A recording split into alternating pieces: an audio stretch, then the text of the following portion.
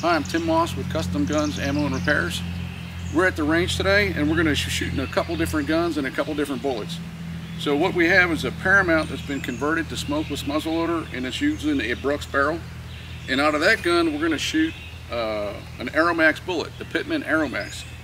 And then we're going to compare that, we're going to shoot it in gel blocks, we're going to compare that to a Powerbelt ELR. Both of them are 45, and we're going to be using an unconverted Paramount to do that. So we have two different guns.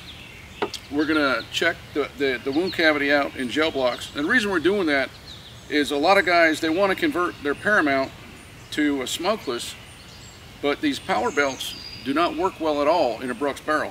And these guys, you guys are real happy with how these Powerbelts are knocking deer down for you. So when we convert your Paramount and put a Brooks barrel on it, we guarantee our accuracy. We're getting these sub-MOA groups with the Aeromax. That is what is getting you the really good groups. And guys are happy with the groups, but they haven't been hunting yet, and they're questioning whether they should switch their gun over. They haven't hunted with this bullet yet, and they want to know what kind of damage that this will do compared to the Powerbelt ELRs. So first thing we're going to do is we're going to shoot both these guns through a chronograph and see what kind of velocities we're getting out of them. Try to get them somewhat close, and after we do that, we're going to shoot some gel blocks and see what kind of wound cavities we get.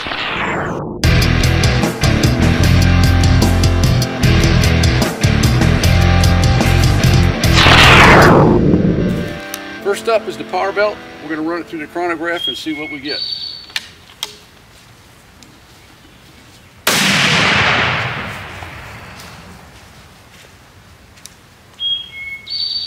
.25-12. We got 25-12 with the Powerbelt.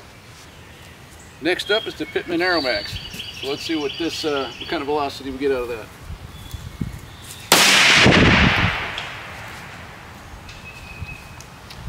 .26-44. So we got 26-44. I believe close enough. What we're going to do next is we're going to get the gel blocks out. We're going to shoot them. It's not exactly the same velocity, but I'd say it's pretty close. So we got the gel blocks all set up. You see we got a tape measure across here. We got a 6-inch block, a 16-inch block, and this is 20. We couldn't do it all in one block, so we got 3 different blocks set up here. And we're going to see what the wound cavity looks like. So the two bullets that we're looking at is the Pittman Aeromax. This is a 300 grain bullet. And we have a 280 grain Powerbelt ELR. So we're going to take a shot with the Aeromax first. We're going to find out what kind of channel wound we have in here, and then after we do that, we'll set up and shoot the ELR. So we're going to take a shot right now. So we're all set up. This is the 300 grain Aeromax. We'll take the shot and then go down there and see what kind of damage it does. Here we go.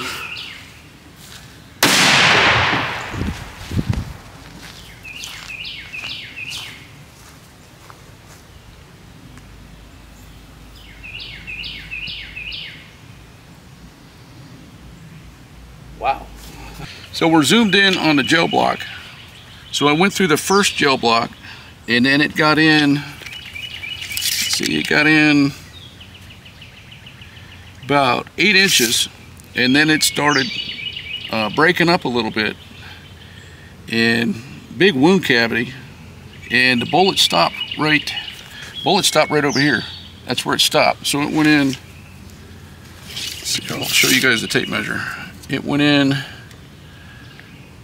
right there, about 22 inches. Right about 22 inches is what it went into.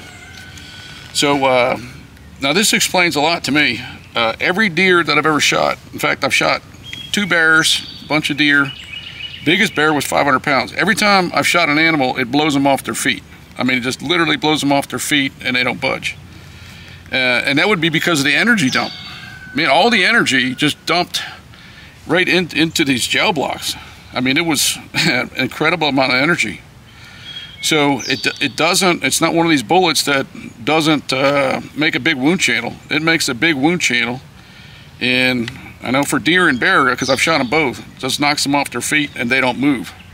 But also keep in mind, we were at 26 something feet per second, and we're only about 18 feet from the muzzle.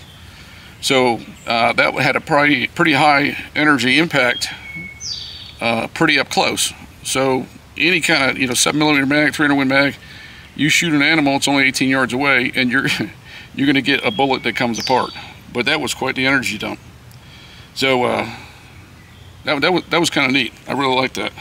So what we're gonna do is we're gonna move these things around, set up, and we're gonna see what happens with the Powerbelt. And that's the 280 grain Powerbelt. This is the 300 grain Aeromax. So we're gonna get set up and do the second shot. So we got the gel blocks all set. We're gonna do the 280 grain ELR bullet, and we'll see what happens. We had quite the energy dump the last shot, so we'll see what the ELR bullet does.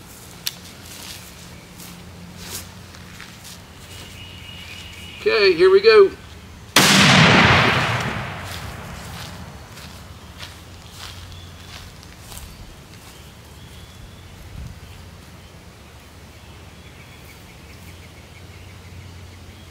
So we're going to go down there and see what kind of damage we did.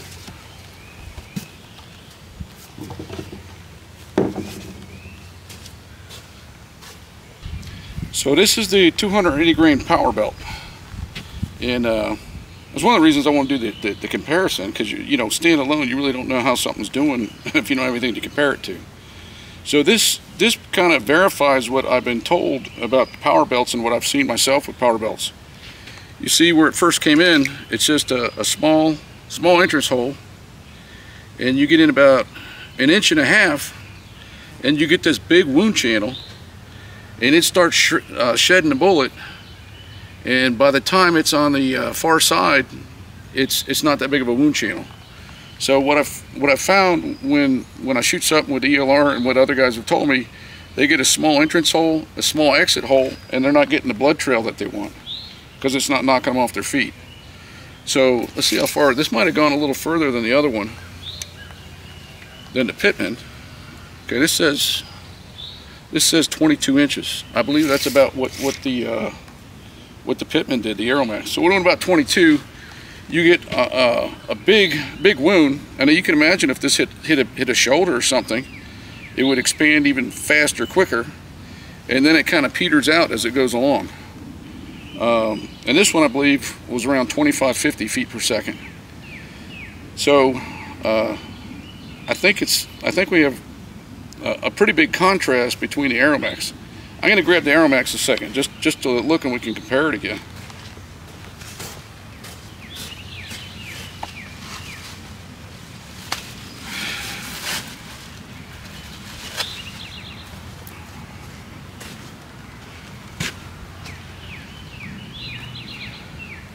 So I'm going to replace this one. Get the Aeromax down here.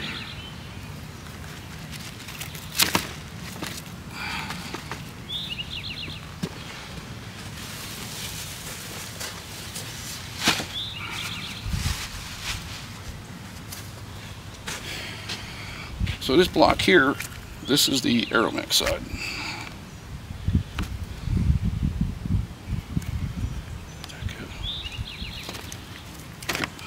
Just like this. So this is how the Aeromax was. So with the Aeromax, it didn't have a big entrance hole. It didn't blow up on entry. It went in 7 inches. It took about 7 inches for that bullet to expand, and then you have a big wound. So by, let me use tape measure so you can see it, you still, at 16 inches, you have a big exit hole.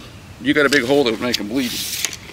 So the only thing that the Aeromax, the 300 grain Aeromax, has not exited that I shot was a 500-pound black bear. And you guys that know that hunt, you know, black bear is 10 times as dense as a deer.